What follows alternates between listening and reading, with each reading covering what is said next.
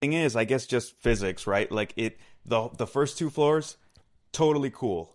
Nothing You're like the fan is it's not even running, it's not even having to cool, it just stays at like 72. that, Upstairs is struggling to get below 76, 77.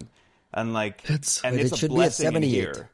They've Dude, asked you to put it to 78. What is wrong with you? it I is am a AC selfish and terrorism. This is awful AC terrorism. Today is the worst day of the heat wave, and apparently DC lives in the center of the dome, the heat dome, or whatever the fuck is going on. And isn't there like a So, big rally there today with like everyone on the streets? Like, whew. yeah, God is punishing people who like to go outside, I suppose. And that's fine. That's fine by me. Yeah. Why are they Good on the morning, streets? everyone. This is the Three Body Problem, episode 104 on July 4th. Happy birthday to America. Woohoo! Happy birthday. This episode of the made it this podcast is far. presented by our friends at Thinkst Canary. Check out thinkst.canary for all your needs relating to data breaches, early warnings on data breaches. On the podcast description, we have a link to get out to Thinkst Dude, to let's place talk your to orders. Haroon. Let's talk to We Haroon. got to get Haroon on wanna, the show for sure. Let's get Haroon in here. I was re-listening to his virus bulletin keynote back in. I mean, it's. Anyways, we'll talk Why about that security later. products suck. Yeah. Yeah, it's a great time to re-listen to that one. But I was also gonna say we need to just get some things Canary products at home. Like I actually want to try some of this Right. stuff out. Oh, Let's go. They're a podcast sponsor and a supporter of the show. Shout out to Haroon. And by the way, Just Haroon, makes you have an sense, open invite to come on the problem with us anytime you want to talk Come about be a how things problem. are. Come and join and become a problem with us. Did anybody catching up on the World Cup at all? Argentina got through by the skin of their teeth last night to Cabo Verde, which we described last week as a country I had never heard of. Big World Cup news last night. Super excited about that. Costin is in South Korea right now. What are you doing there? Is there World Cup fever there? What I'm doing cyber and taekwondo. My favorite occupations. You're there on a taekwondo trip for real?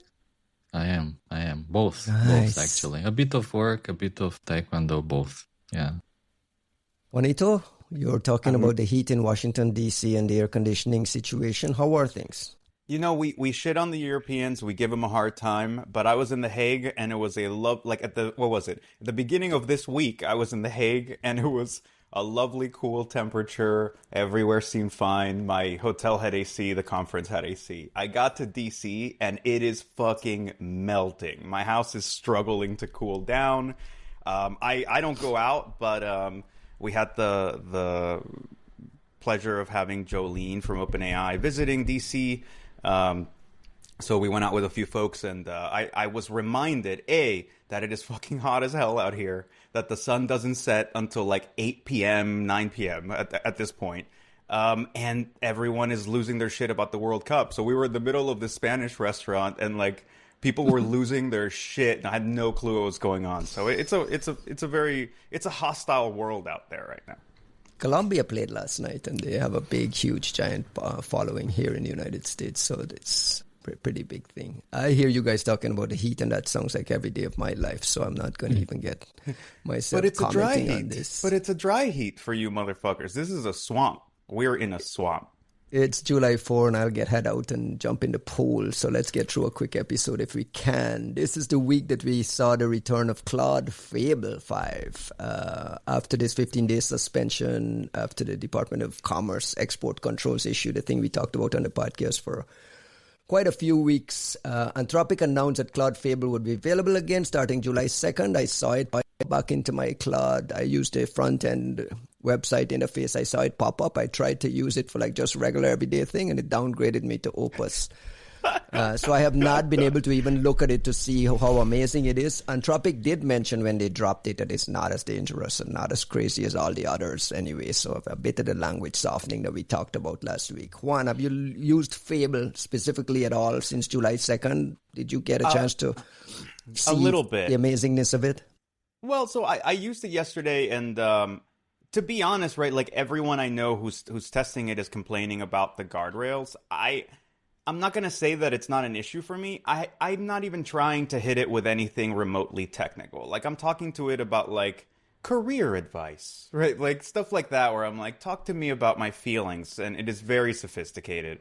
But you can't say yeah, cyber feelings. If you dare No mention, cyber talk to me feelings. about my cyber feelings, you get the someone sent me a Opus. screenshot. It was something like, how do you spell exploit? And it like downgraded. You're like, okay, it's like, This but is a joke. the whole thing is a Honestly. fucking joke. It's I a think they joke. turned the guardrails up a lot higher just to get this this relaunch done. They did mention that the restored version includes enhanced guardrails with new classifiers targeting cybersecurity tasks.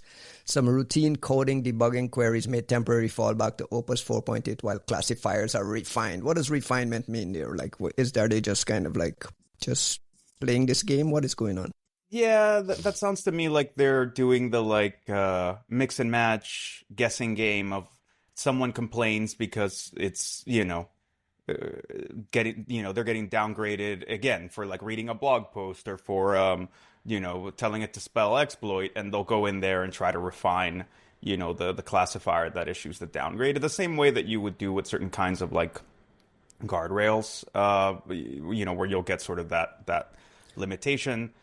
I don't know, man. Like, I think that the downgrading thing is just such a bummer. Like, I don't even want to talk about, like, look, last episode we talked for ages. I was fucking bitching infinitely about, like, how this is a misclassification of cyber and this isn't the right way to approach it. And I think we can kind of keep going about that indefinitely.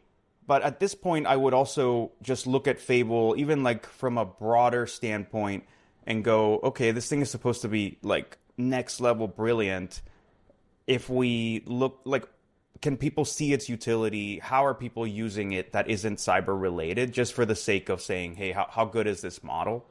But what this has all done, I think, is sort of changed the question away from, is Mythos or Fable like world-endingly, amazingly sophisticated, to, well, what can this thing do, considering that GPT 5.6 is also here now and people are starting to get access to it, and we're no longer just talking about, oh, like Anthropic rules the world because they have the smartest model and nobody has anything like it. Now we're once again at, okay, table stakes. So how good is your model? How good is your model? How do they compare in different things? And hey, XAI and DeepMind, like, where's your response?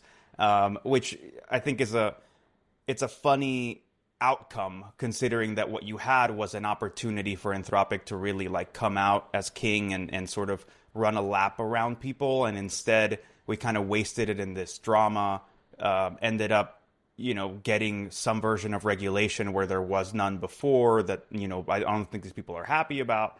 And ultimately the one thing that we haven't really seen is like what makes this model and Mythos, like specifically Fable, though, any nicer, any better, any more interesting, any more desirable than the other options. I'm glad you raised that, because I was talking to Costin earlier, and he's like, I'm using Codex for everything. I'm not getting guardrails. I'm writing reports. I'm doing malware analysis. Costin, can you talk a little bit about like comparing what you can do on Codex to what you can do on Fable, even Opus? Are you still running into, like, what are the comparisons in like real world getting your hands dirty? So even today, I was trying to use initially Fable, because like they say something like Fable is available for free until July the 8th, and after July 8th, it'll actually eat money from your account. So I was like, okay, let's use it as soon as possible while it's still available, just to understand its capabilities, see how it compares to Codex, which nowadays has become my main tool. And I was doing an analysis of a malware sample, was highly obfuscated Python. So it did go through the deobfuscation phase, and as soon as it saw like what's going on, like the cyber capabilities, it immediately stopped. Like we can't continue. The usual, like basically it's dead. The moment that you hit that, it's dead. And it was Fable. It was actually Fable for 2 seconds. It's immediately went to Opus, I think. And it ran as Opus maybe for 2 minutes before hitting this guardrails. It's malware and we cannot continue. And it seems to me that Anthropic probably just forgot who are the enemies. Like, we're not the enemies. If I'm using these tools to reverse engineer a malware, like that's not this, we're not the enemies here. Like, something is terribly wrong going on at Anthropic. And I did apply for, verification for cyber, like in the Claude CLI terminal. It actually gives you an URL that you're supposed to visit to reapply. But like even the URL is truncated. Like whoever designed this thing didn't properly consider all the things. So you can't even click on that URL. You can't copy paste it because it's wrapped, and at the end it's like 3 dots showing that the URL is truncated. So very poor design choices. But I mean, like, it's not my loss. As far as I can tell, this is useless for security research. Pretty much everyone is saying the same. That as soon as you do some kind of real work with it, it will stop. And everyone just going back to Codex, which works very well. I am also verified for cyber with ChatGPT, with OpenAI.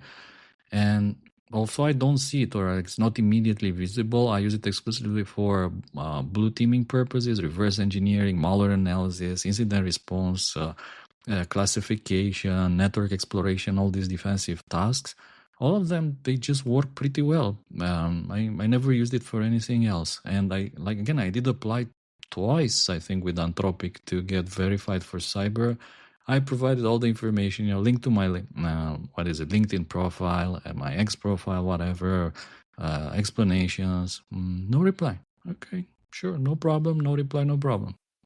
To be fair, Kostin, I am in the verified thing for Anthropic, and it is really confusing as to what its effects are, like if it actually helps or not. For a while it didn't seem to do anything, like no benefit.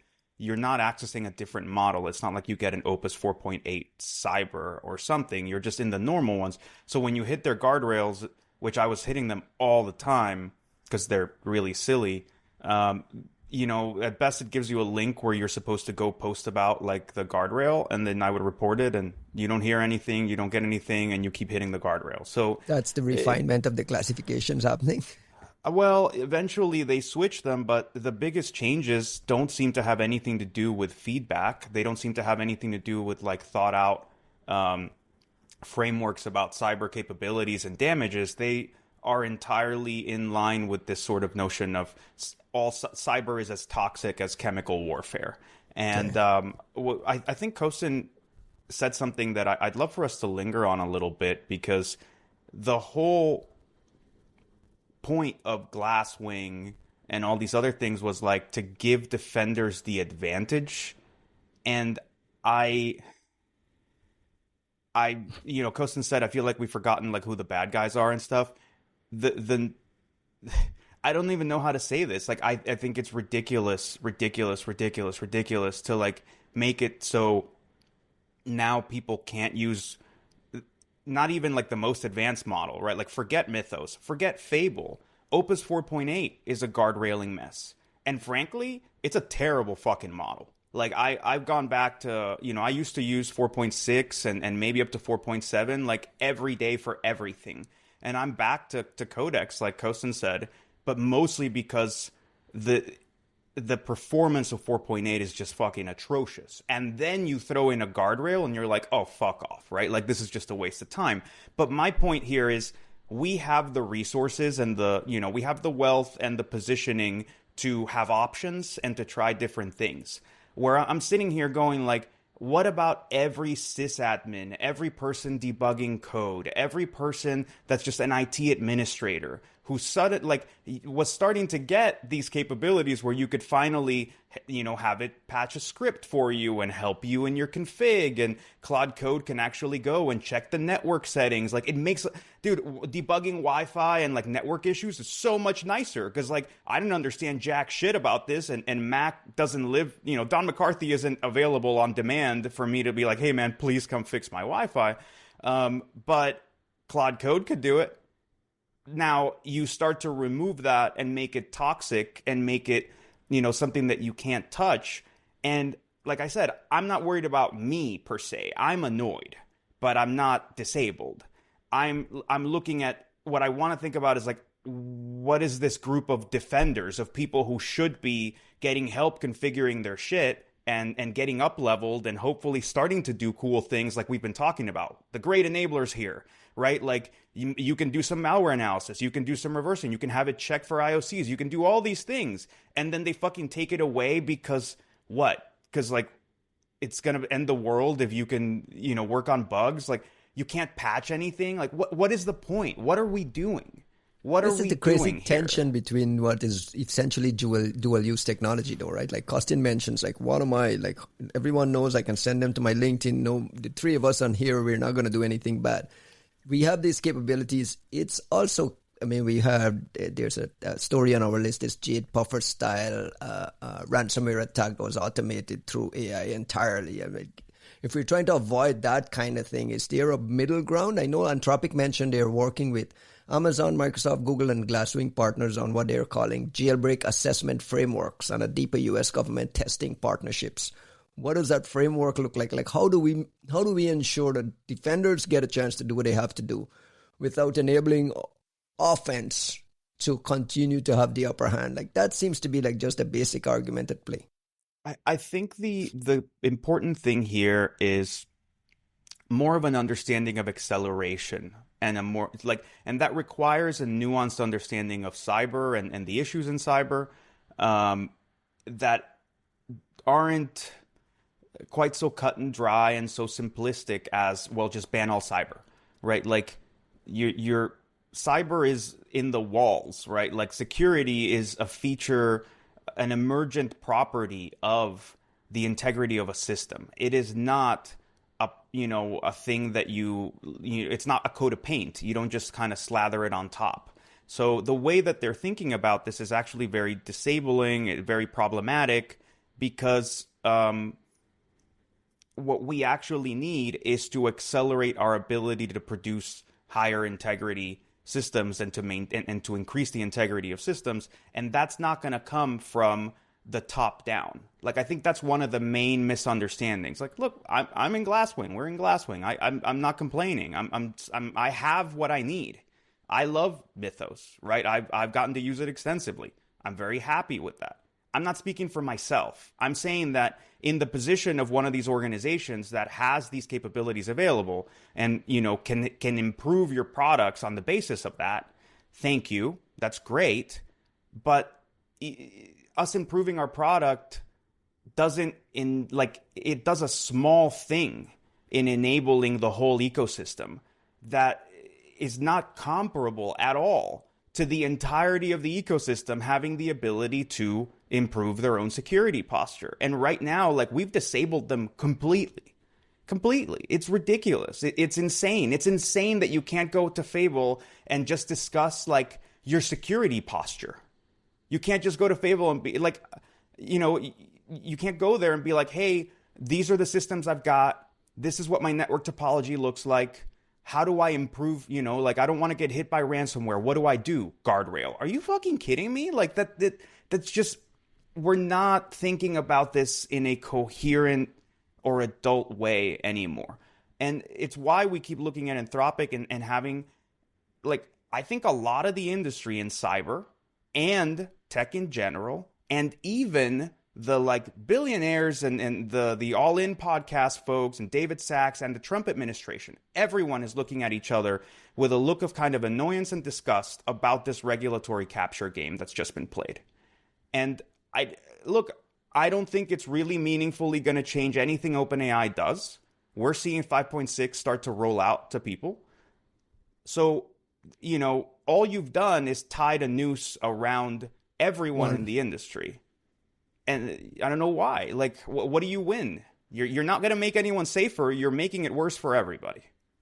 What do they mean by a jailbreak assessment framework? Like, what is because it seems like there's an industry effort to, I don't know what do we want to call it? Like, level the playing field for everyone so that we're all putting up the same set of guardrails for the same set of things? Or I can use Codex for a million things, but I can't use Anthropic because they're being squeezed to be a little more strict. Like, what does this framework look like? Let me be cynical here. I don't know what they mean by jailbreak assessment framework at all. but I kind of think I know what they mean. And this is me saying, like, let me vibe here, because I don't know. I have no fucking clue what they're talking about. But the jailbreak so here's the thing. Anthropic painted themselves into a corner in a very particular way, because they said essentially that Fable is Mythos with none of the cyber. Period. Cyber, writ large. Cyber. Bold letter cyber asterisk next to it. So the jailbreak, quote unquote, as we heard from Katie Masuris, was essentially... Anything cyber. Yeah, well, it was essentially, hey, here's a bug, fix this bug. And they're like, oh my God, it fixed the bug. We have jailbroken the thing. And you're thinking, when you say the word jailbreak, you think of an iPhone, right? Like a jailbroken iPhone is like, we're past the security barrier. We can do whatever the fuck we want. A jailbreak, quote unquote, in a model is like, I tricked the thing into like kind of talking to me about the thing I wanted. You're like, those two things are not the same. But since you have made this binary distinction, now Anthropic has to come up with a whole bunch of bullshit scaffolding to describe levels of jailbreaking and situations where a jailbreak is a serious jailbreak versus a non-serious jailbreak. And you're like, you guys are just like fucking yourselves entirely of your own, dude, of your own making. We're just all standing there watching them wrestle themselves into a straitjacket. You go, why is this happening? It makes no sense. Costin, you have a thought on what a jailbreak assessment framework could look like? I don't even know if we should actually trust that this is what they are working on. Like maybe perhaps it's just a small part of a bigger picture. And maybe let me provide perhaps two conflicting points of view on what's going on. The first one being that probably Anthropic is a victim of its own failed PR campaign to hype Mythos.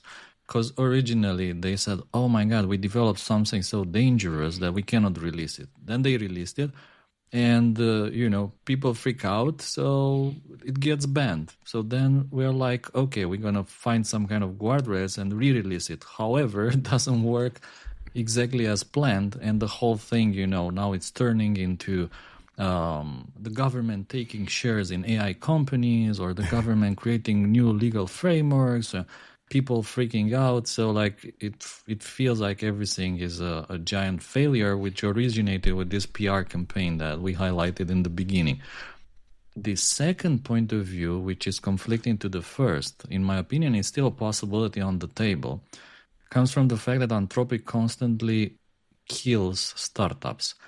It's like some people, they come up with an idea for a startup, they start building, and then like Anthropic just killed 1,000 startups that were doing, calendar automation, or Anthropic just killed 1,000 startups that were doing design, website design, right? And I wonder now if there is a plan for Anthropic to do more cyber and to kill 1,000 cybersecurity companies with something that it gets trained on all the input that they are receiving from the partnerships and cooperation and whatever with Project Glasswing and working with the industry. Just imagine all the amount of data that Anthropic is receiving from JAGs using Mythos, from JAGs using Fable, from JAGs using Opus 4.7, 4.6, and so on. And everyone else. All that data is like, the crop of the crop, the creme de la creme, the best data available on the market, which everyone actually is paying Anthropic to take it. Like, here's my money, here's my data, please take it, please kill my startup. Did you watch Alex Karp this week? Who is Alex Karp? CEO of I'm kidding. Of course I watched. Okay. I watched him, of course. He said something along the same lines, right? I haven't seen it. I don't know what you guys are talking about. Oh, there's a classic. He had an appearance similar on CNBC this week where he went on a tangent about exactly what Costin is describing. It's like where Anthropic is basically squeezing every enterprise and taking all their stuff from them. And it's pretty... What's the goal, in his opinion? What is the end goal? I don't remember. I see. No, it was We need just to it was rewatch. just one of this rant about how we were allowing these big AI frontier labs to, like Juan says, kind of set the conversation for everything while they overcharge and Dude, I've take been data. telling you guys. I've been telling I'll you be about waiting. all of this. I'll wait for Anthropic. Anthropic just killed 1,000 EDR companies. It's coming. I mean, I hope so. I hope that they can try. Like, to be honest with you, right? Because if they can figure out how to kill an EDR company, that means these things are actually building kernel level software reliably, and that would be interesting. Like, that's a thing we haven't seen. These fucking things, you know, we don't see an operating system coming out of them. Like, I've said it before, if in like I don't know, a year or two, Anthropic and OpenAI are still using Windows, Linux, or Mac, then clearly there is a failure in this agentic coding paradigm that they haven't owned up to. Because why the fuck would you be using the stack of anybody else that you didn't build yourself if you have a God mode infinite ability to produce software? So yeah, if you guys can build better kernel components and have reliability and not have interops and like have you know, all these things so smoothly, please come at it. I mean, the market can always use change and improvement. I don't buy they're killing anything. I mean, this is what happens at these big companies. I remember for years asking startup founders, like, why are you worried about building something around cloud security when Google can flip a switch and then all of a sudden it's on, or Microsoft can flip a switch in Azure and all that stuff is on? And these guys are like, you think anyone at Microsoft cares or knows about flipping switches? Like, yes, but there's a big difference. But there's something what's the real difference there. here? Okay, so what's the difference here? There's a big difference. There's a big difference. The difference is that Anthropic has been consistently killing 1,000 startups for lunch. Like, it's part of the kind of history. While the others, like, let's think, well, Microsoft is what, 50 years old company? Probably. IBM is what, 100 years old company? Something like that. And they know that they need the ecosystem to survive. While the people at Anthropic, what do they do very well? They do PR, which backfires very well.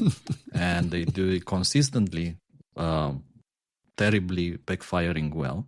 Okay. And they also, of course, they have very good scientists. Like, this is what they're good at. They have very good scientists.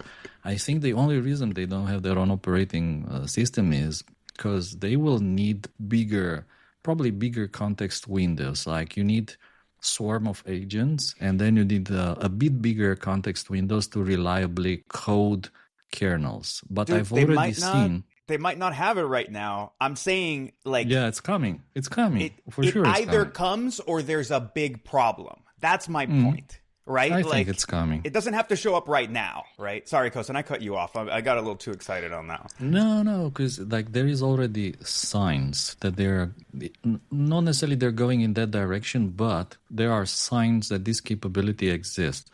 And one example here is that people have been, rewriting kernels like VLLM, for instance, in increasing the speed of models running on top of these kernels by significant margins, rewriting them with Opus, rewriting them with Fable. I guess people who have access to that or know how to get around the cyber limitations. And these are, a chain of small signs which lead into this direction of the fact that capability exists. The only question is, of course, hardware support, in my opinion, and the license is going around hardware support. So let's say if you want to support a bunch of network infrastructure drivers, whatever, then you may need some kind of partnership licenses in order to use drivers. And if they are GNU license or like some kind of an open license, then you need to make them available as well. So perhaps Anthropic doesn't really want to publish the source code of everything they build on top of GNU license drivers, for instance. So they want to keep it like fully private. They would have for sure a huge advantage if they rebuilt an operating system from scratch and let's say make it 5 times faster than Linux. That would be like a huge advantage. To give you an example, why have an entire operating system when your workload is very specific, they need. Right? They don't need. Like, I'll give you an example. As you probably know, these big companies like Netflix, whoever, they essentially they need to serve movies in a very, very efficient way. And in practice, like it's a question of how many, let's say, users you can serve with one server. So if you put a stock Linux and you put the software on it, maybe you can serve in parallel. You will serve, let's say, 25 viewers at the same time. And then I remember the days when they switched to FreeBSD with like a bit of optimization, and suddenly they were able to serve 50 users. And there's like a huge difference. Instead of you having to run, I don't know, 200,000 servers, right, to serve an amount of viewers, then you can do the same with a quarter of that. So like you increase efficiency a lot. And there's actually a company in Romania who builds a very highly customized version of Linux, which is almost like real time. They got rid, for instance, of all the virtual memory. There's like no virtual memory support any longer. And this makes it like a lot faster, a lot more efficient for this particular task of serving movies. So again, if your goal here is only to serve tokens, like to serve inference models, you don't need like a full kernel stack. You don't need a full Linux with virtual memory even. Like you don't need any of that. You need something like very specialized, very focused. And I think that an operating system designed to serve just AI models is probably the top priority in their roadmap, ahead of just creating another Linux clone. So we'll see.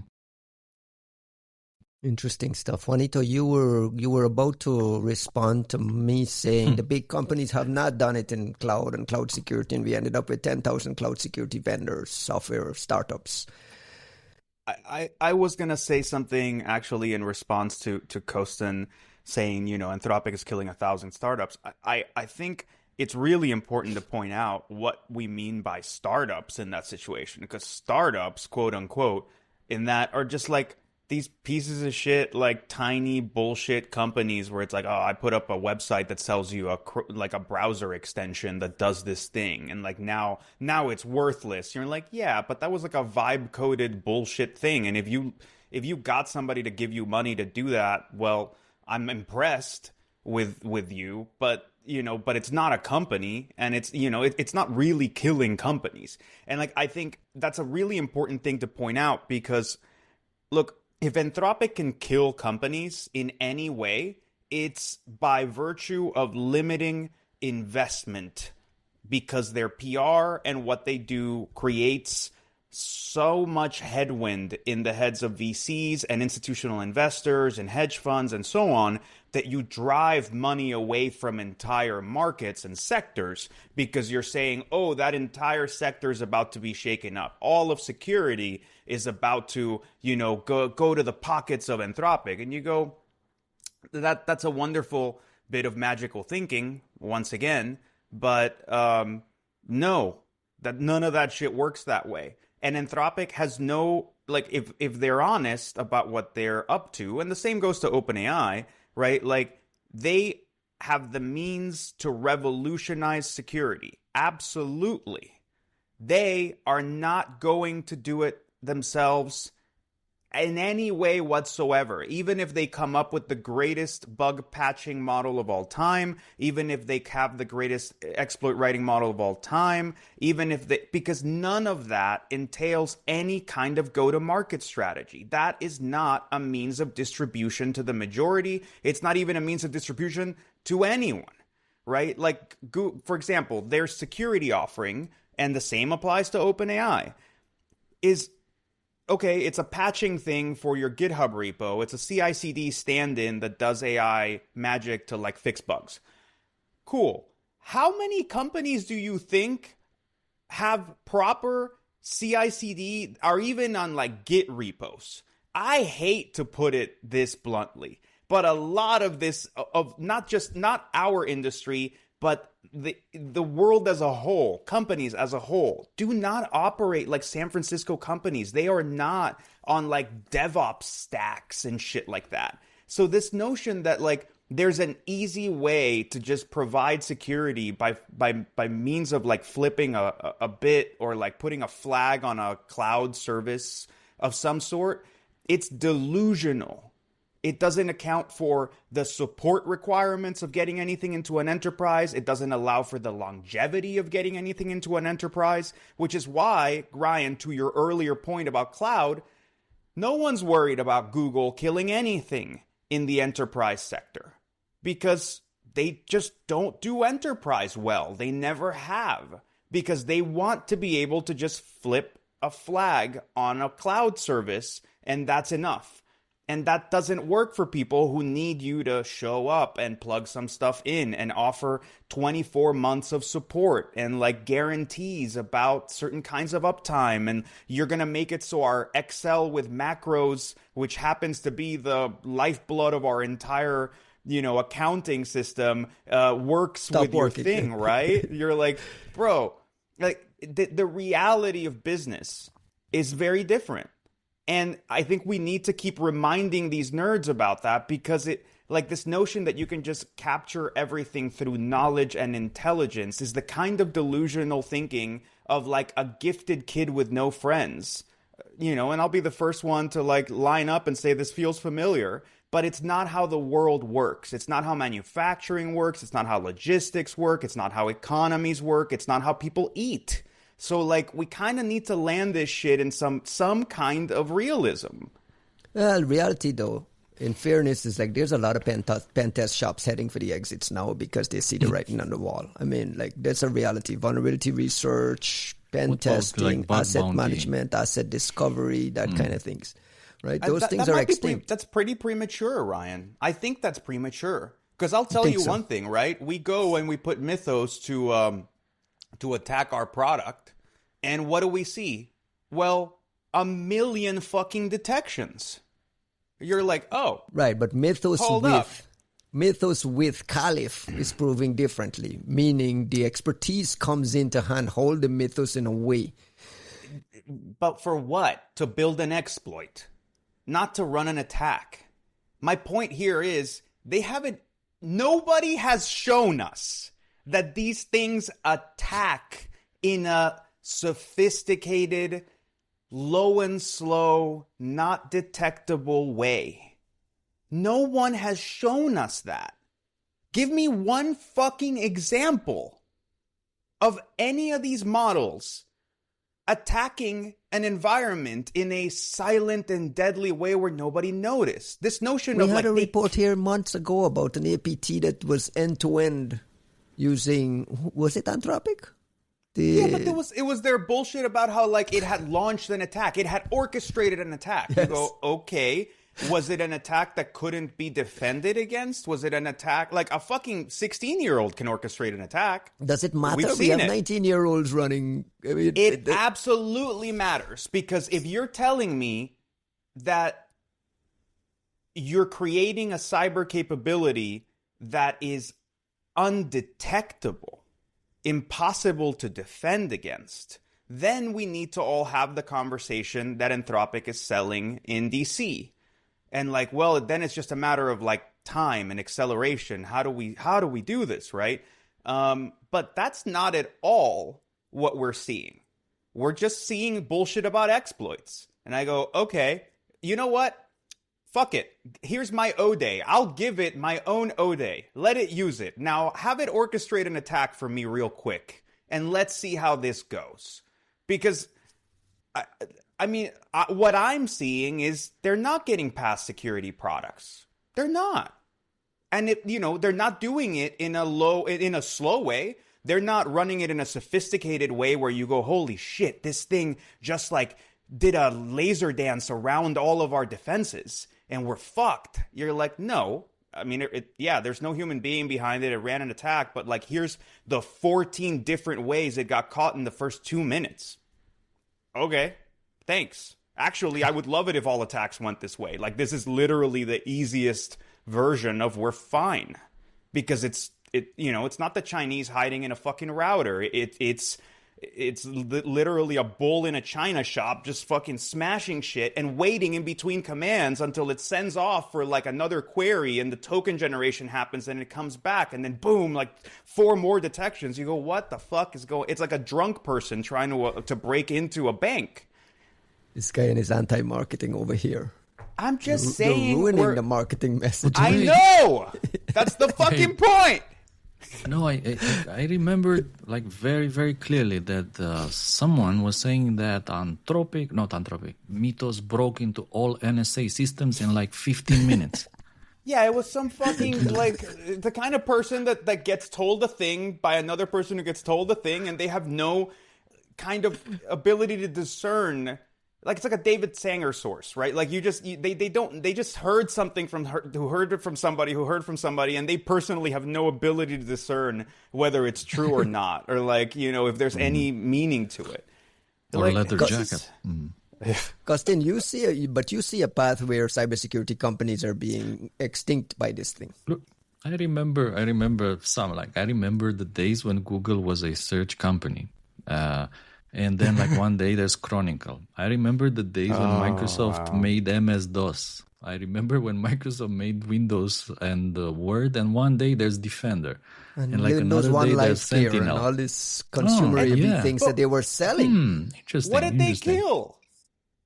Those didn't kill shit. I was employee number 30 at Chronicle. I can tell you we killed absolutely nothing. Nothing. Oh, that's sad. We should have killed Splunk. But, then they killed us, right? Like, it just doesn't work that way. There was like 2 differences, maybe 3 differences between the Microsoft of the old and the Chronicles and the likes and Anthropic. The difference, I guess, is the capability scale and the fact that there's a force multiplier that comes with AI, and the fact that they can, if they wanted, let's be honest, if Anthropic wanted, they can easily spin a Chronicle. They can easily spin up the equivalent of almost anything that, let's say, we can do security-wise. I think that capability is just a question of desire and wanting to do so. And the only question is... Especially if they can buy a small startup that has like data, some of the training data, or they put 2 companies together, like they have the capabilities to do this as well. They probably don't even need to buy anything. Like, they just collect all the data from the companies in Project Glasswing for free without buying anything, and they actually get paid for it. And like, okay, you pay them to actually, give them. there is a segment in this episode 104 that I want to save with Jax, saying that it will never happen. Like, I'm gonna save that, and in Zootopia 2, when the fox plays like with the bunny, like plays like I'm saving receipts of you saying that they're never gonna extinct. I'm these gonna companies. save the receipts and I'm gonna play them. Episode 205, I'm gonna play them for sure. We'll see. I like. By the way, like what also I thought there was another interesting story which links into all these things we are philosophing about was that Anthropic built some kind of telemetry device identification into Claude code, and whenever you're using it, it sounds like telemetry about your device ID and like obviously with the focus I saw the Chinese one. Right, one where it's like they're trying to check if their users are like Claude Code users are in China, if they have like a URL proxy address set, which I think is valid because that's actually like checking to see how many people are using Claude Code as a harness with a proxy, with a different sort of proxy URL, which means like the kind of distillation attacks and stuff we were hearing about, right? Like you're having somebody else that serves you the model.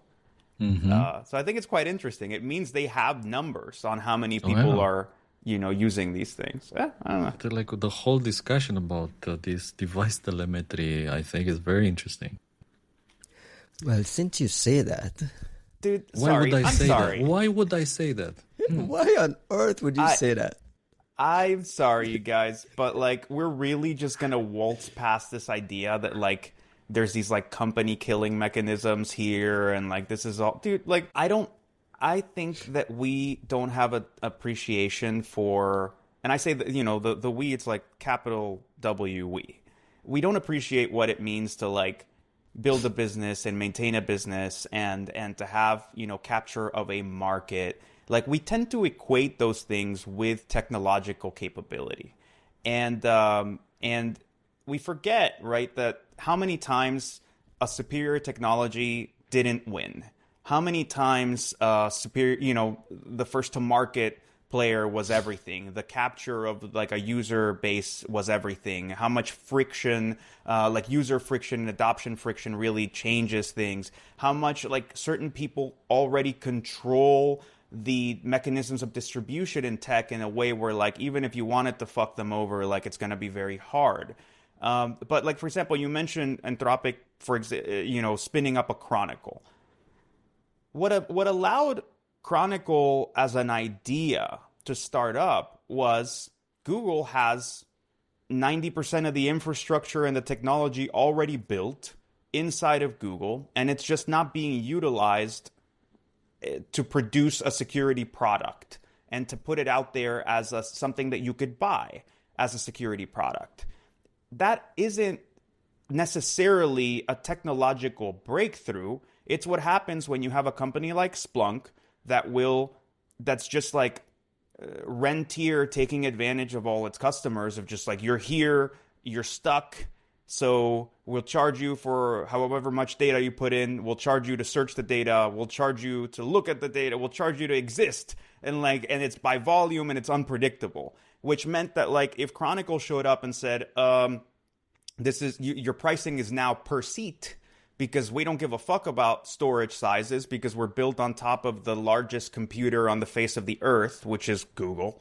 And we can database effectively and we can serve anything anywhere we want. And we have, zettabytes worth of capacity just sitting around.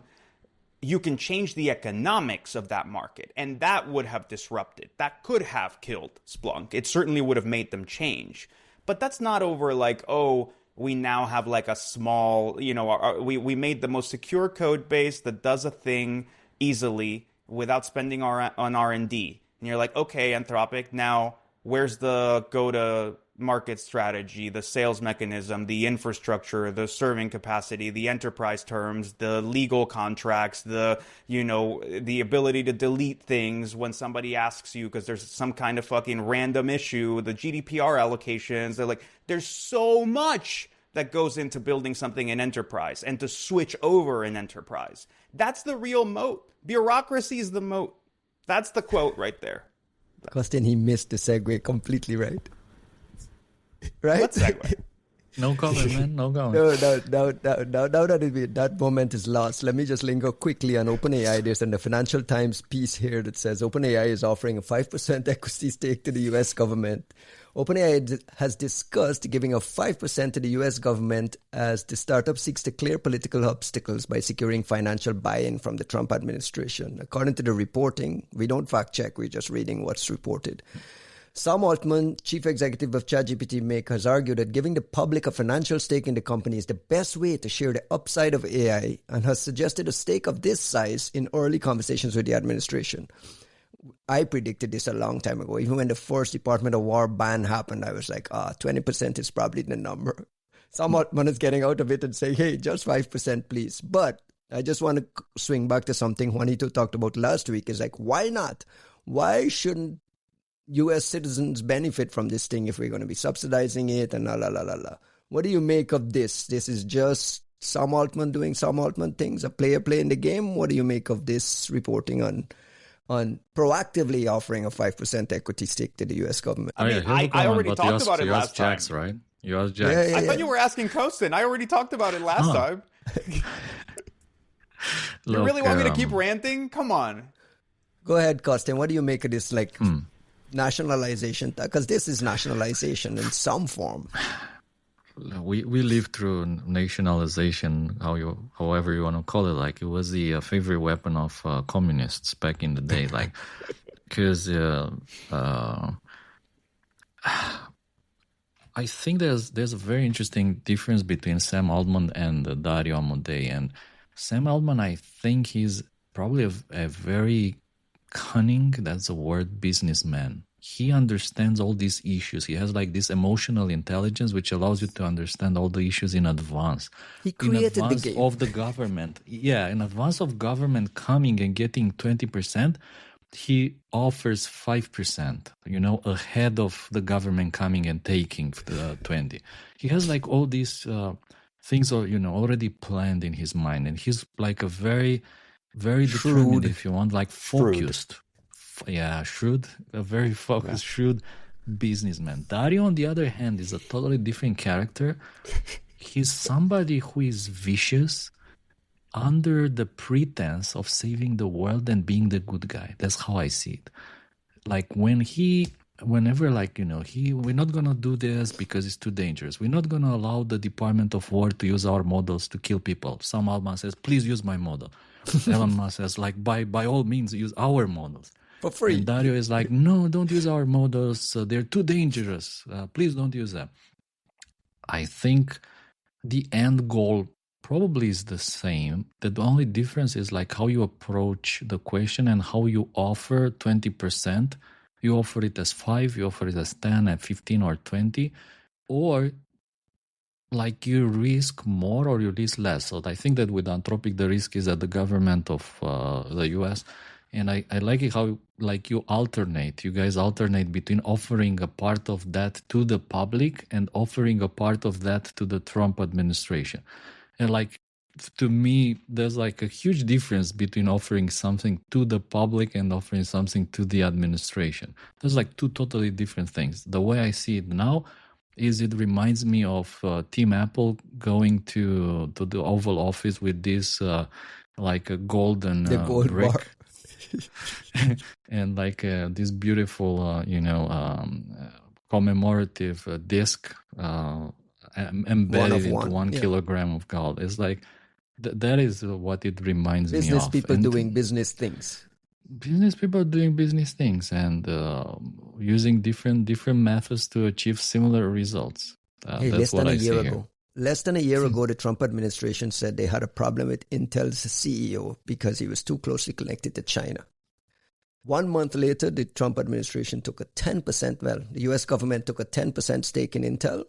The CEO who had this big China connection is still there. The stock price is now roaring and everyone benefits.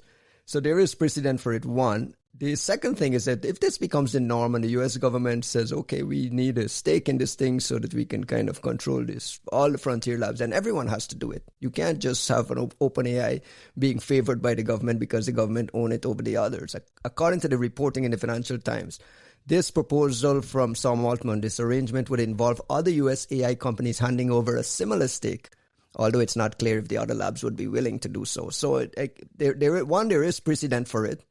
This administration has proven that it's willing to just, do all of these non-normal things. Juanito, close the loop on what all of this means in your mind. I mean, honestly, I brought it up last time because I could see it coming, right? Like, I said it last time. It's already happened with Intel. And I actually don't have much of a problem with it. Like, it's kind of a weird thing to think about as an American. And I think you can very easily spin that in some bullshit like, well, that's what China does, kind of whatever. And you're like, look, nobody's talking about having a communist apparatchik that sits inside of Intel and tells them what to do. We're just saying there's a way to like quantify its value, and some portion of its ownership should probably be a part of the country that enables it to function. Normally, we would have done that through taxes, but it seems that that mechanism is broken and has been broken for decades now, which is why we are a nation that spawns, hosts, nurtures, and enables the most valuable companies in the history of humanity, and we have like $30 trillion in foreign debt, right? Like, it's not out of like not wanting to pay our bills. There's clearly a disconnect here in how that wealth is properly distributed inside of this nation. And since taxes are a untouchable topic in this country, like a completely intransigent topic, if the way to do this is to backdoor an ownership share into trillion-dollar companies, I don't dislike that. I don't, I don't know if it's the most efficient mechanism. I'm not sure if it's the right mechanism. I'm sure that there's many things you have to build into it. But if the only thing that motivates these companies is profit accretion, then that seems to be where the mechanism has to kind of latch onto, is this notion of you're going to keep doing this forever, indefinitely, then we need to kind of latch some of that value reallocation into that portion there. I don't have a problem with it. I don't hate it either, to be honest. I don't hate it. Like, get these people to contribute to the bottom line somehow. Yeah, fuck these guys. That's my kind of which guys? General. All of them, just all these dudes. It's everyone, you know. That's the most 4th of July shit we can say right now.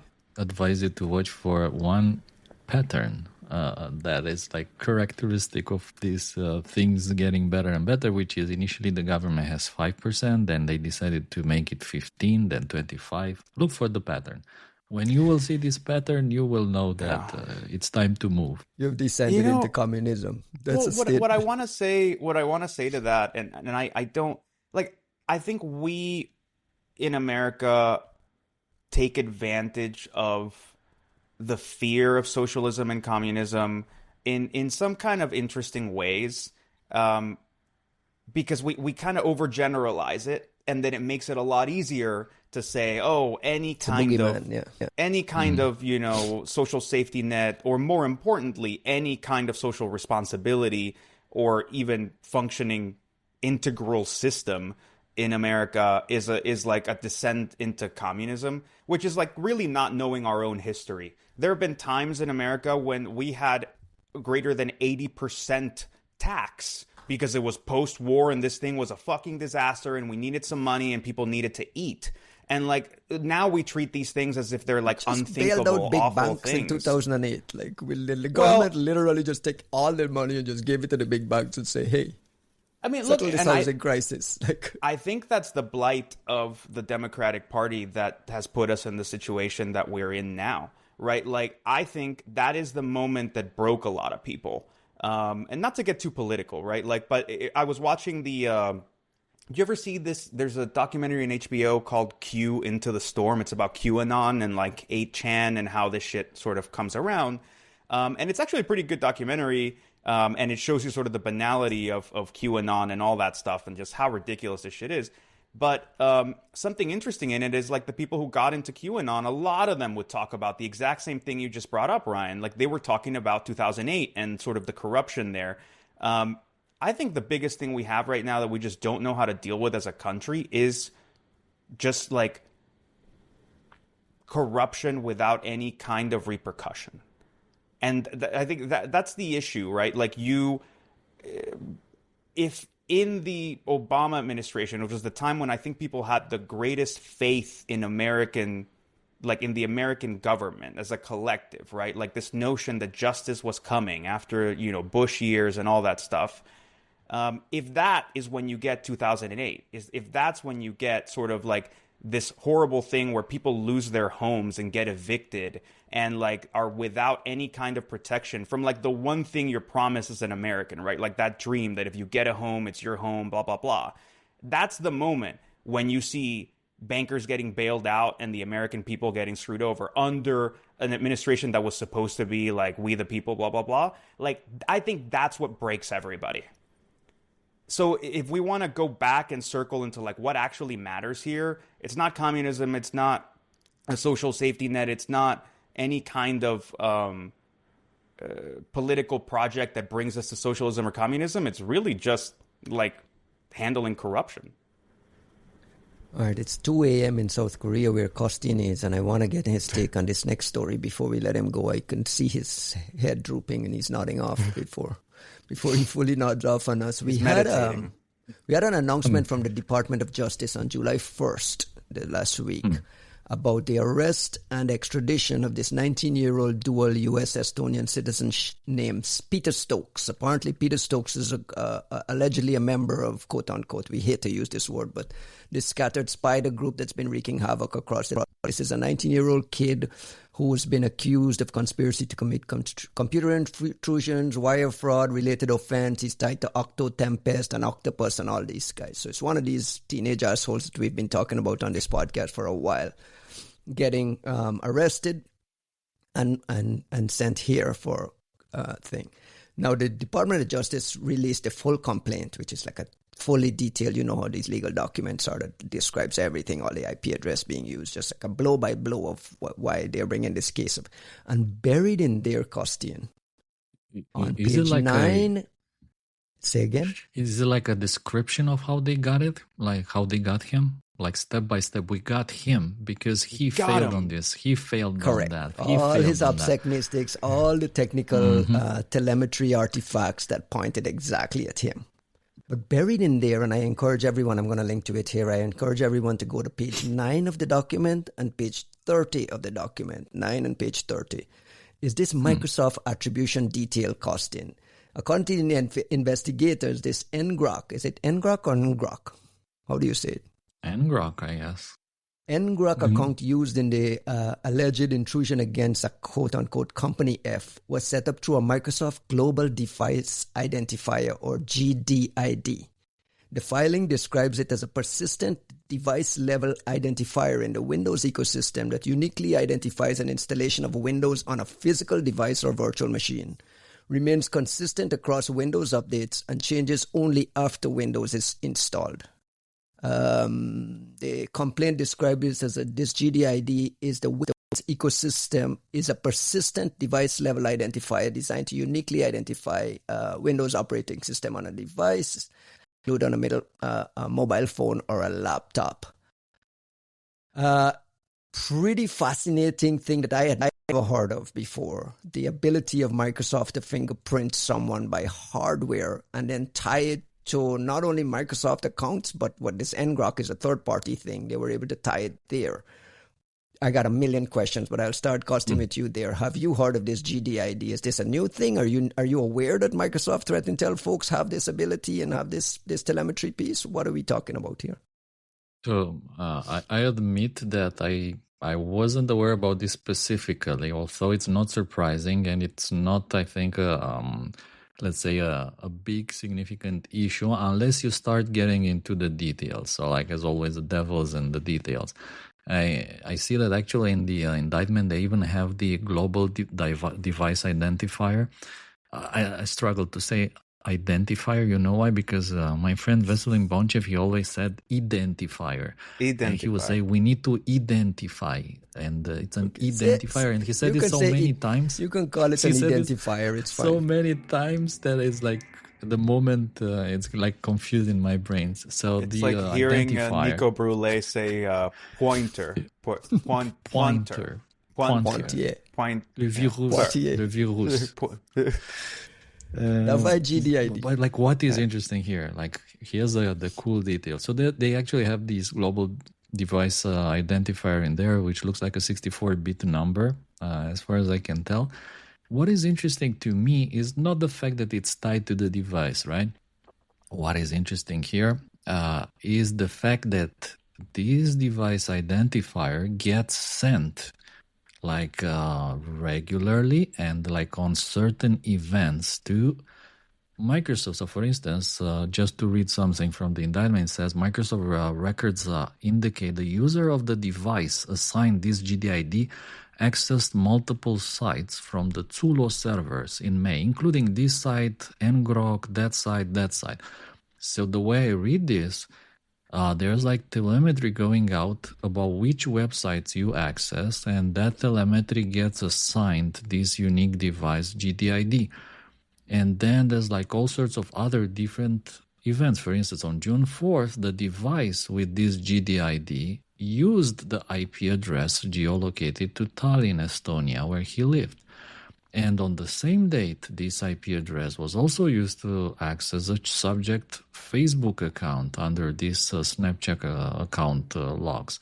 Then the device with the GDID that used the IP address 207.237, located in New York. On the same day, this IP was used to access this Apple account.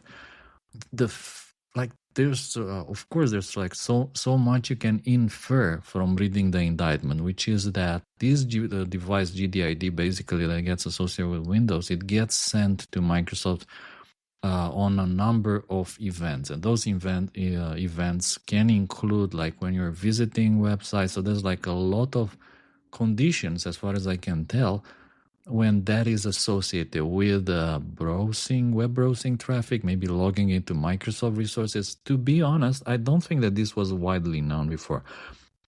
Everyone assumed that, okay, Microsoft, of course, would be recording the IP addresses whenever you log in or use their services or you update Windows.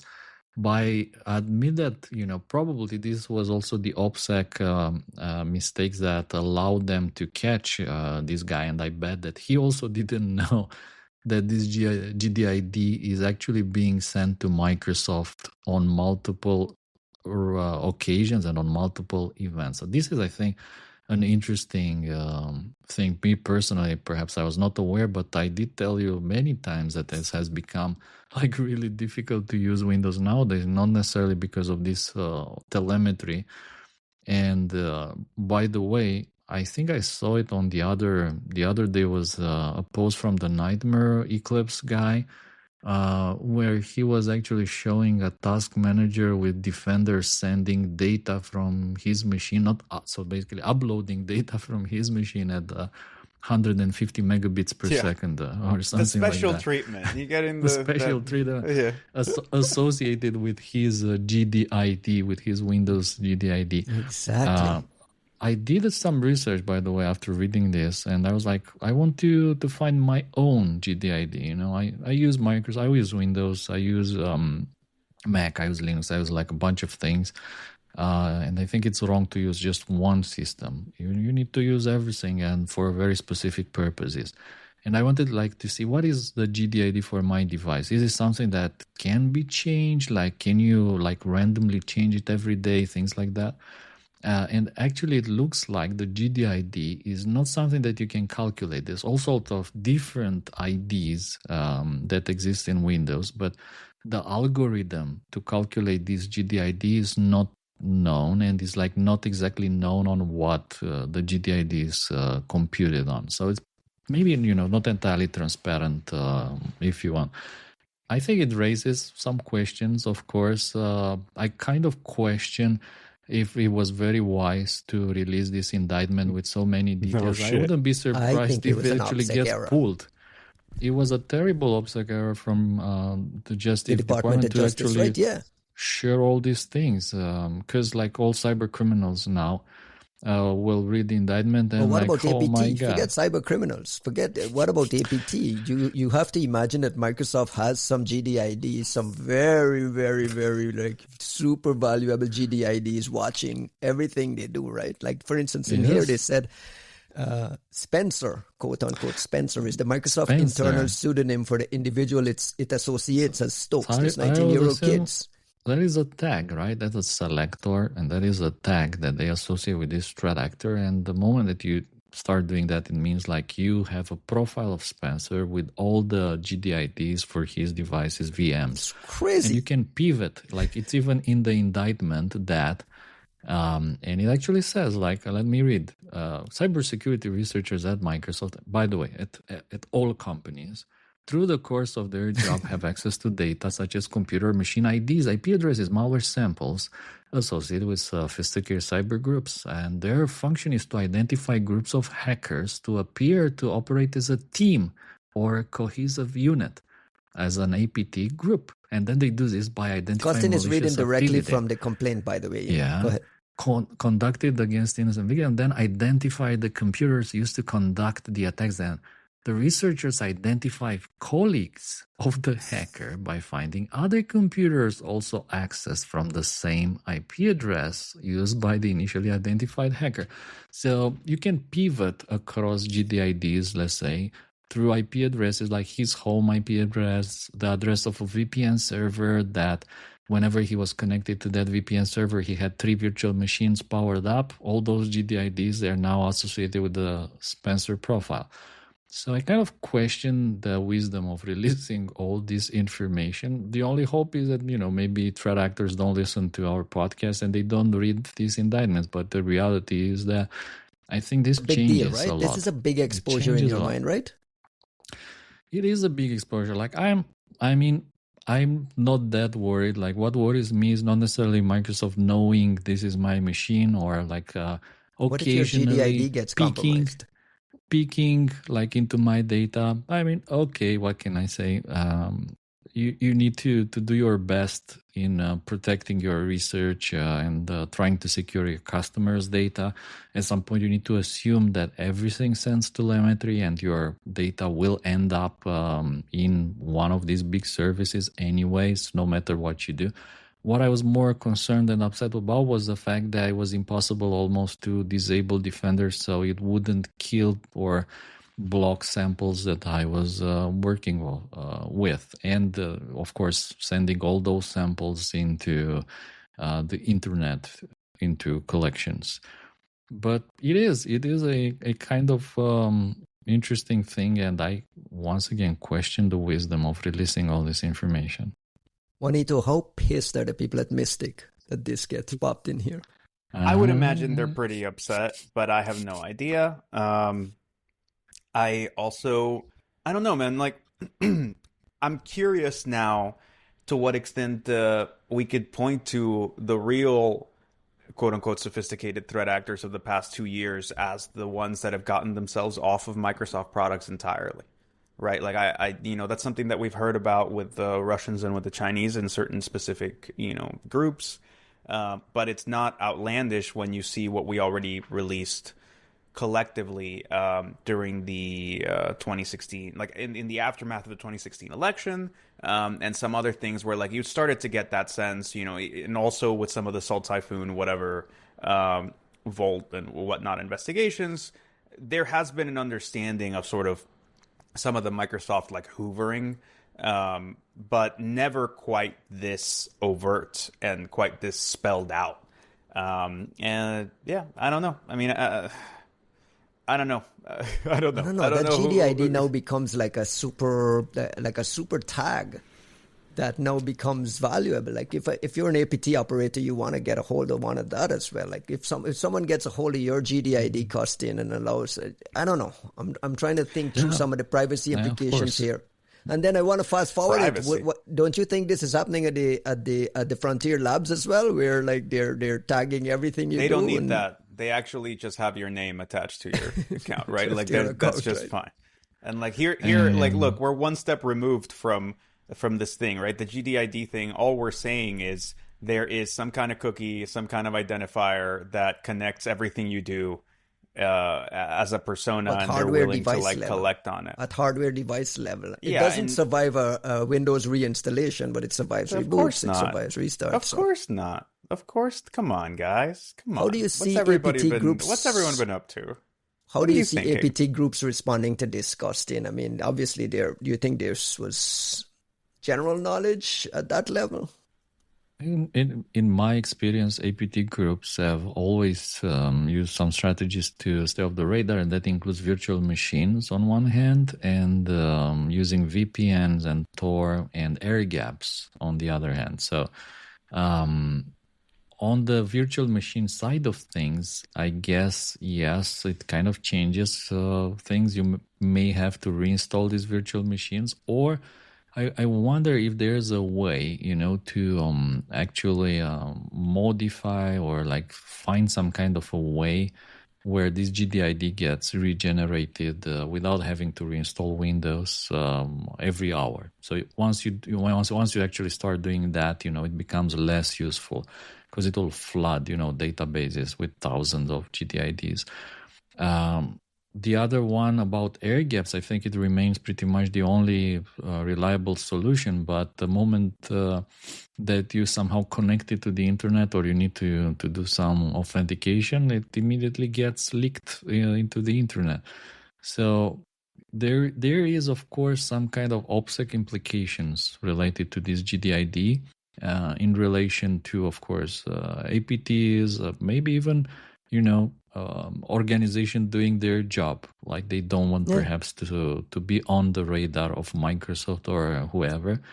And you probably have to consider the possibility that if not now, at some point, somebody manages to get a job into one of these companies and gets access to data, and they have, let's say, the level of access required to pivot on GDIDs or harvest data. And whenever you have, let's say, the GDID of the president of Germany, and you have the GDID of Merkel's assistant, or you have the GDID of president of China or whoever, a lot of inferences can be made. A lot of things. Yeah, you can immediately start tagging things and pivoting on these GDIDs and get a lot of information. So it's tricky, of course. Fascinating exposure.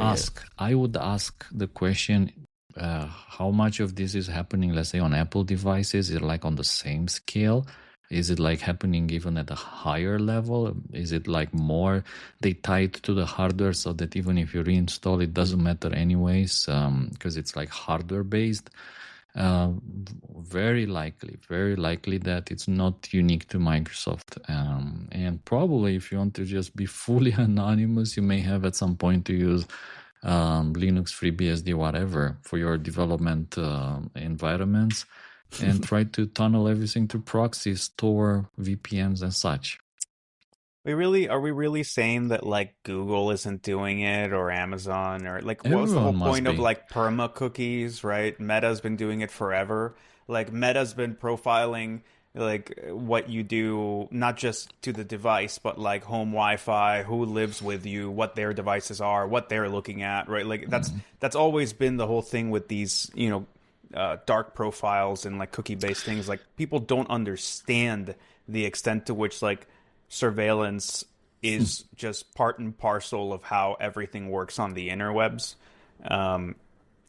So I'm looking at this. I'm not saying it's normal. I'm not saying like Microsoft is not, is above any kind of scrutiny. I'm just kind of looking at this being like, guys, like these are table stakes. Like this is happening all over the fucking place.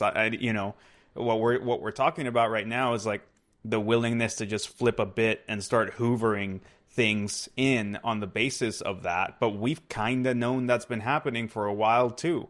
And like that's why when this whole Nightmare Eclipse picture of like, hey, this anti-malware thing is like collecting a bunch of shit off our systems, like we didn't blink. We just went, yep, you're getting the special treatment. Welcome, brother. Let me push a PR angle here, which is like I'm trying to figure out why include this in here. Is this just somebody accidentally putting something in here? Microsoft didn't get a chance to look at it, obviously, first, blah, blah, blah. But on the pivoting piece, the researchers, according to the document, the researchers then identify colleagues of the hacker by finding other computers also accessed from the same IP addresses used by initially identified hacker. Is it possible that for PR reasons, they put it in here to tell these little assholes, we know who all of you are.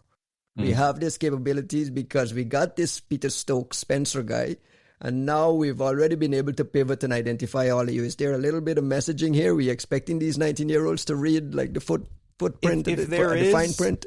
If there is that kind of messaging, do we think that that's a mature and smart choice? Because okay, what's these guys are not like the super villains of the internet, right? Like it's not like deterring them somehow means that we're good. So no, I don't think that there's a way in which you look at this decision and say this was the best way to do this. Now, does that mean they couldn't do it this way? I don't know, right? Like maybe this was just a requirement for the kind of prosecution they're going to have to pursue. But it definitely you burned something extremely valuable. So I hope it was because you had no choice or it genuinely is giving you something. But I don't know how you possibly do that like equities math without thinking that this isn't necessarily the best choice. It was very weird to read this in here. I was reading this thing from page to page. It was fascinating to see it in here. I wonder, and shout outs to our good friend Kim Zeller. I wonder if Kim Zeller remembers she was working on a story related to this years ago. I'm really curious if she remembers. I am shocked that no other journalists actually spotted this. Like this document has been out here and there are 100 stories online about this kid and all his travels all over the place, and he was staying at all these luxury hotels and his picture in there with some Sopranos shit, and everyone's writing all the human interest stuff. And I'm like, holy moly. They're talking about GDID here. There's like all kinds of massive implications and no one picked it up. It's fascinating to me. Costin, does this make you change your Windows workflow at all? Knowing this? Well, there's no good answer to that, right? If I say I'm changing it, I sound like a criminal. If I say I don't, You sound like a I criminal. sound You've stupid. known. We've had this conversation before. We've discussed this on the podcast before, right? Like, this isn't new. This is not new. I think it's amazing that you still use Windows in any kind of like, you know, He's still trying to turn off Defender. Every week he's trying to turn off Defender. He's still trying to turn. One second. Trying to turn off Defender now. Windows is for sandboxes only. I don't know how the fuck anybody's doing it. Like, look, I'll remake Farm Manager for you. I'll put the tokens into it. We will rebuild Farm Manager natively on Linux and Mac OS. Yeah, well, the problem is the keyboard, man. Like the capability is there, but the keyboard in I Linux know is same. We'll use the same. awful. Yeah. But you can, you can just seat an agent. You can put Claude Code or Gemini at the root of your Linux, and because everything is made of files, it can actually just alter the whole operating system for you however you want. It's actually quite nice, starting with the key map, right? By the way, there's still some value in releasing this report, because at some point, the shit will hit the fan with Merkel's assistant or whoever, and then you'll be able to, like, come on, it was even in this indictment from 2020. Everybody knew about news. it. Like, come on, Well, this is all news. Like, it's just if Nightmare Eclipse fact. is in a jurisdiction with important privacy laws, then all of a sudden, you now have a really interesting case, kid. That's all I'm saying. I hope this person has good representation in their battle against Microsoft, that they've got good lawyers, and that you can then look at this and say, what an interesting time to be alive, that Microsoft might be, deciding to hoover up whatever kind of contents from this person's computer.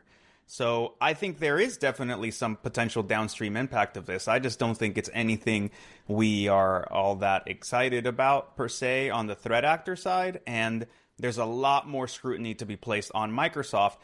I don't even know that. Look, I'm not saying I'm in favor of it. Like, I hate that we're now but it's more a you have a resignation to reality.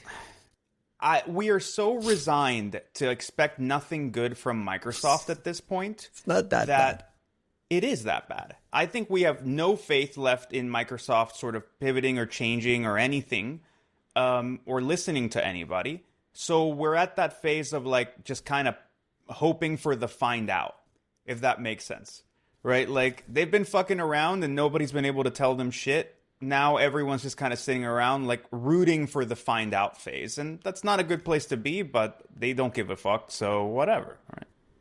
Costin, before you get allow me to read one paragraph here. Where are you reading from? The document? The same I'm complaint? reading from my body. My body summarized a bunch of Microsoft documentation for me. Okay. And it says association with internet browser. Like I said, the only thing which worries me, okay, I don't mind there's this GDID, but what is worrying is all the activity, internet browsing, whatever, that gets sent, profiling whatever you do on the device, and being tagged with this GDID. And it says primary device level telemetry, not full third-party browsing history. When the device is online and connected to Microsoft services, sign-ins, updates, Edge with sync and diagnostics enabled, Office applications, Microsoft sees the GDID plus associated IP plus timestamps plus account activity and some usage signal. So this is not like a general web full browser history grab, like a commercial data broker. Is Microsoft's own ecosystem data for devices that phone home. So they correlated in investigations with login events, malware tools run on the device, infrastructure access, such as ngrok access creation here, and attackers using Windows machines generate this footprint. I would question not only attackers, but everyone is generating this footprint. And conclusion being that Microsoft has publicly discussed their telemetry and referrals in threat reports. I would question maybe they didn't discuss it in such details. Okay. So, but it's all legal. It's all legal according to my body here. My AI body. that Well, shall not let be me named.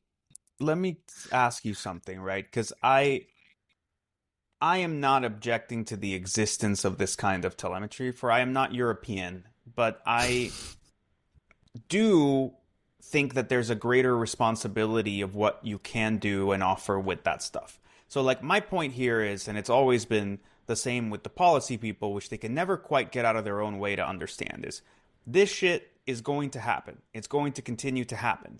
You're not just going to stop tracking your users, and for a variety of reasons, right? Whether it's like the reliability of your services, security, right? Like seeing a GDID that is in no way associated with Kostin going into Kostin's accounts says something, right? You like there are reasons why you want to do this stuff. And frankly, if you were using this kind of hoovering primarily on APT threat actors, which as we understand it has been the case for many, many a year, then I don't see the real issue there. My problem is how much of that stuff is being collected, is being utilized, is being used to substantiate things, but have never been shared widely, are not properly publicly discussed. Like, how much attribution has Microsoft had 1,000% certainty on that they just, kept to themselves, right? And like, we've always known this to be the case. But if we're going to start having these conversations out loud, I would like to ask, this is where a lot of the energy behind our frustrations of the past 4 or 5 years have been coming from, with places like Microsoft and Google, where you guys, and, Meta as well, you guys have unbelievable levels of telemetry, like things that the public does not understand when it comes to attribution. You have all kinds of ways, even just of pivoting, right? Like, I'm not saying give me the GDIDs of the bad guys. I'm saying you have a way to blind pivot from one thing to another. You don't have to give me the in-between step, but there's an onus of responsibility of saying, we don't begrudge you having this information, but by God, somehow you should be providing the general fabric it weaves to other practitioners who are also trying to practice in the space. And those are those moments when we look at each other and go, man, fuck you guys, right? Like, we get it. It's your advantage, quote unquote. We don't want it for business reasons. We want it to be able to do threat intel shit and to defend people and to find cool stuff. And at this point, like, I'm not even telling them to give it to people for free. I'm just saying, if you know it's not illegal and you're gonna discuss it openly, can you just offer it as a fucking service? Like, give us our VT++ type thing and, like, let us pay you some money and actually get some shit. All right, get well soon to the folks at Mystic trying to reach across the DOJ to get this thing scrubbed. Kostin, do we have a I saved my UFO? PDF. I saved my PDF. I saved my PDF too. Did I hear do we you have a saying UFO update quickly before we close the show? Any news? It is the 4th of July. This is the day America cares about UFOs. Shit, you're right. This is when they come, Kostin. You remember. Any news? Any new there is releases? Allegedly, we are just a few days. I mean, we are always just a few days away from Trump announcing we are not alone.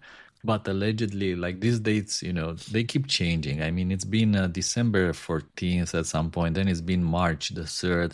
So, like, the new date that I hear in my circles is July the 10th is the day. That is the day when Trump announces that we're not alone. So that's like, what, in a week from now? Something like that. What's a week just from 5 days. 5 days. That's low a very probability. Disappointing UFO segment today. The very audience will be very upset at you, Kostin, because they joined listening for your UFO updates. We can only hope. Like, there's, by the way, there's two things people are waiting for. One of them is this audio recording from an incident where, like, the pilots just discussed something, and the other one that everyone wants is a video allegedly of a B-52 bomber, like military pilots flying a B-52 bomber, and there's a UFO flying, and then, like, flying in parallel next to the bomber, and, like, some little guys in the other object, like waving their hands, like, hello. There's a video of that. Everyone was like, "Come on, man, give us the video. We want to see the little guys in the other flying saucer This waving." is so ridiculous. I can't take any of this shit seriously. I can't. Juanito, close the show with some shout outs, please. Fuck that. Yeah. I don't know, man. I don't know. So, world's melting. Shout out to Stay cool. Yeah, shout out to the Buy people more at Hague ACs. Tix. Hague Tix was amazing. It was a lovely conversation with a lot of good folks, and I really appreciate how open-minded a lot of the European folks were with some of my views and about AI and about these other things, and I hope it ultimately is helpful to them.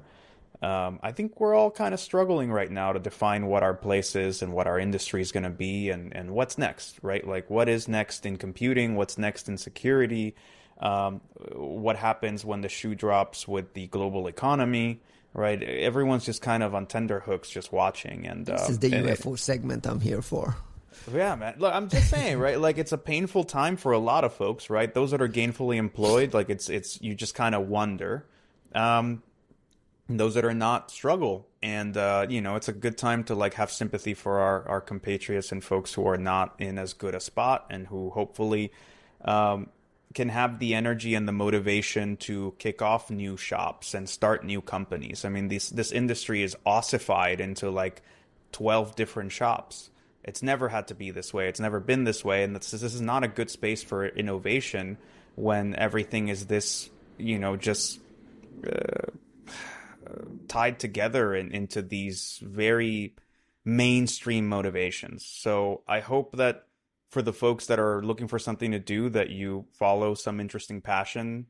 There's new physics and new tech that change everything. And the truth is that anyone in the incumbent shops, you can't see it. It's hard to look at it, right? Like you're too focused on the way the world is and you know it to be, to realize just how much value assignation has really shifted. So to our security brethren, I think you're in the best position to redefine what this is and to really seize the gains of what this new technological revolution has brought.